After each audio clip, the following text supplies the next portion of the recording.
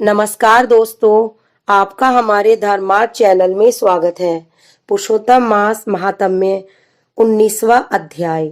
नारायण जी ने कहा, हे नारद, भक्त वत्सल भगवान अपनी वाणी से सुदेव ब्राह्मण को प्रसन्न करते हुए बोले, हे द्विजराज, जिससे मैं प्रसन्न हुआ, क्या यह तुम नहीं जानते?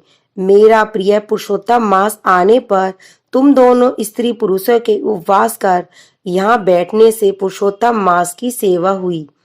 एक बार वेद में कहे गए साधनों और दूसरी ओर पुरुषोत्तम मास के सेवन को जब ब्रह्मा जी तोलने लगे तो वेदोक्त साधन बहुत हल्के निकले और पुरुषोत्तम मास सेवन भारी हुआ। इसीलिए संसार में पुरुषोत्तम अधिक पूज्य और मान्य है। जो मनुष्य का जन्म लेकर भी श्री पुरुषोत्तम मास में जब तप स्नान दान आदि नहीं करते हैं, वे जन्म जन्मांतर में दरिद्री होते हैं। अतः सब तरह से यत्न कर मेरे प्रिय पुरुषोत्तम मास का सेवन करना चाहिए। जो पुरुषोत्तम की सेवा करेगा वो धन्य हो, हमें भी प्राप्त होगा।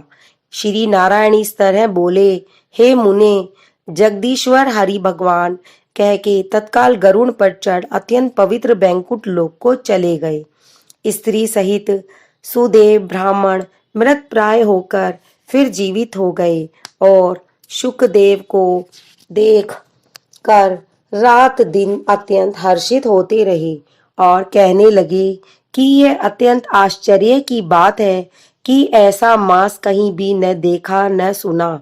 इस तरह आश्चर्य युक्त हो वह सुदेव ब्राह्मण श्रद्धा युक्त होकर पुरुषोत्तम का सेवन करने लगा।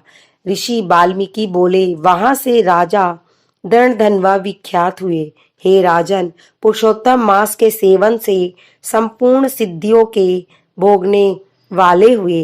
हे राजन, जो तुमने हमसे पूछा था सो सब मैंने तुमको बतलाया और पूर्व जन्म में जो सुखदेव तुम्हारा बालक था वही तोता था। हरि ने उसे जिलाया और सुखदेव नाम से विख्यात हुआ। वह सुखदेव 12,000 वर्ष आयु भोग बैंकुट को गया। वही सुखदेव बन के सरोवर में बड़ के वृक्ष पर बैठकर संसार सागर में डूबे हुए विषय रूपी सर्प से तुमको अपने पूर्व जन्म के पिता को देखकर कृपया युक्त हो चिंतन करने लगा कि यदि मैं इस राजा को बोध नहीं कराऊंगा तो मेरा दम हो जाएगा।